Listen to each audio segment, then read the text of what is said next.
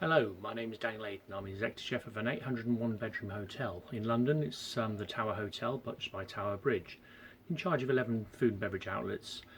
Today I'll be cooking for you Ile de Flontante. It's a classic escoffier dish.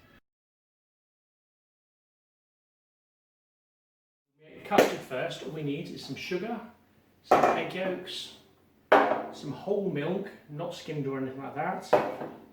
We have a vanilla pod, but in this instance I'll be using some vanilla extract, purely because it's there, it's easy, saves scraping it out and everything like that. Okay, so let's get going. So first thing I need to do, obviously half a litre of milk, which we're going to stick on the stove. We're going to bring that up to a light simmer, just on the point of boil. If you overboil it, it's all going to reduce down and everything, just messes up all your ingredients, etc. When that's on the boil, we're going to then the vanilla essence into the milk as well.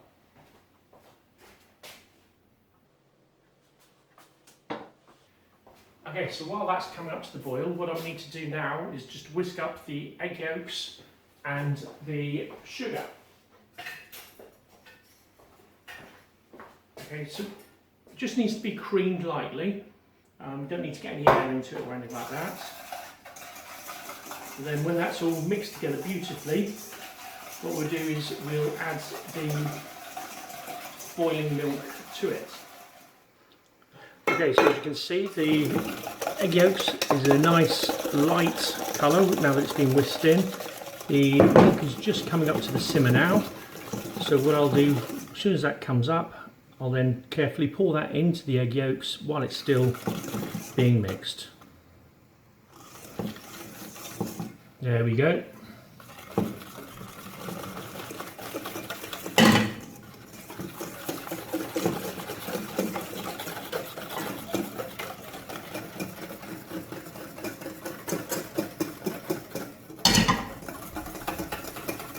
Okay, so as you can see, it's a nice smooth mixture.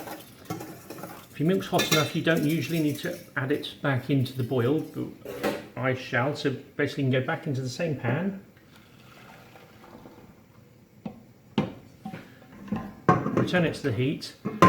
This is where you've got to be very, very careful, because if you then overheat it, this is where you get the troubles and it all splits and everything. Okay, so gently, and so just keep it stirred so it doesn't stick to the bottom. Now you've got that extra protein in with the eggs, it's liable to stick. So it'll take about a minute. Okay, so there we have it.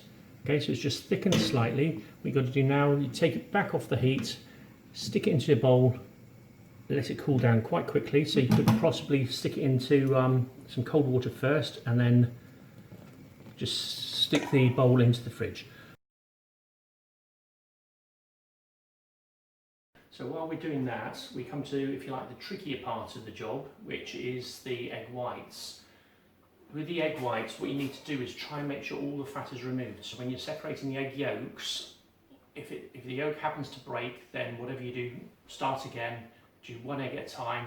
If you've got the tiniest little bit of fat in the egg white, it'll just stop it bulking up quite as much. What I always do is squeeze out a lemon into the bowl first, just to get rid of the fat, or just use some boiling water, pour it in, just leave it a couple of minutes and tip it out. That makes sure there's all traces of any fat that's gone.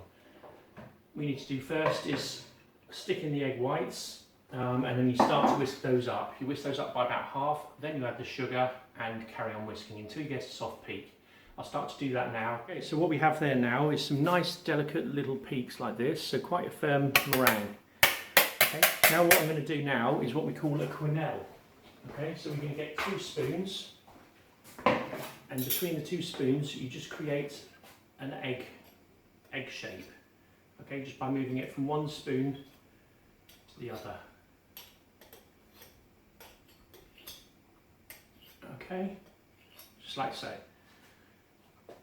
What I'm going to do then is to create the lemon meringue, like I said before. So get a small teaspoon, just create a small space in the centre of it.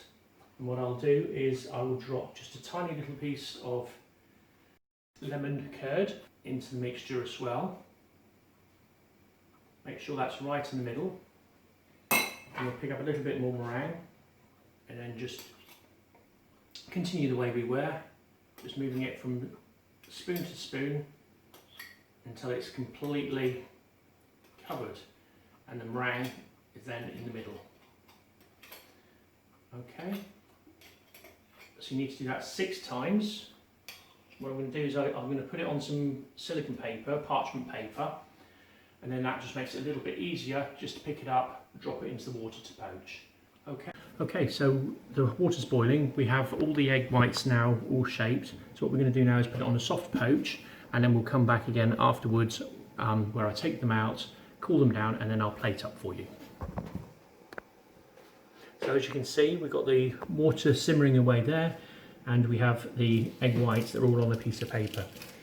So what we're going to do is we pick up the paper and we gently just drop this into the water, one end to the other, so the egg whites then falls off. I'm only going to do 3 at a time, because what happens when you cook them is obviously the egg, all the air inside the egg will puff up a little bit, and obviously you don't want to make it so tight that they all stick together. Okay, so just a gentle poach. Don't overcook them, because what you're going to do then is all the air will then pop out of it, and you'll be left with nothing left. So say just a gentle simmer. Keep them all going like this, and then say just turn them gently like this, just so all the outside is then cooked.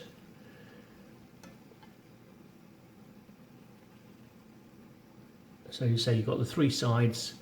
Once that's done, they're quite cool already, but you can put them in the fridge, but be very careful, because obviously if you store them in the fridge too long, what will happen obviously is the air will come out of the meringue again and they'll drop. With the moisture will break down the sugar in it. Okay, so we'll pause it there, and then we'll go on to the plate up. Okay, so there we go. So they're all poached off. They've all gone back down to the normal size after expanding.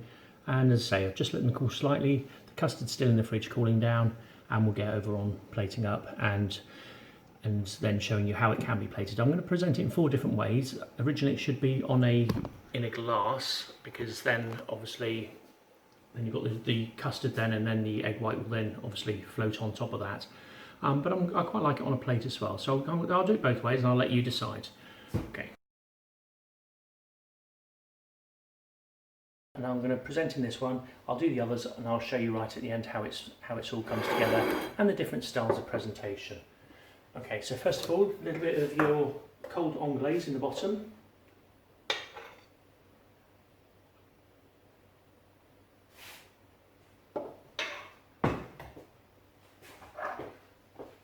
Then take a spoon, and then what you need to do there is say gently pick up one of the nice poached egg whites that you have. Place that one on the top. And then, as I say, just decorate as you wish. The classic is with a nougatine, and you sort of just sprinkle that around everywhere. As I say, the fact that I have all these beautiful mint flowers, etc., out in the garden as well, I thought it'd be quite nice to use those.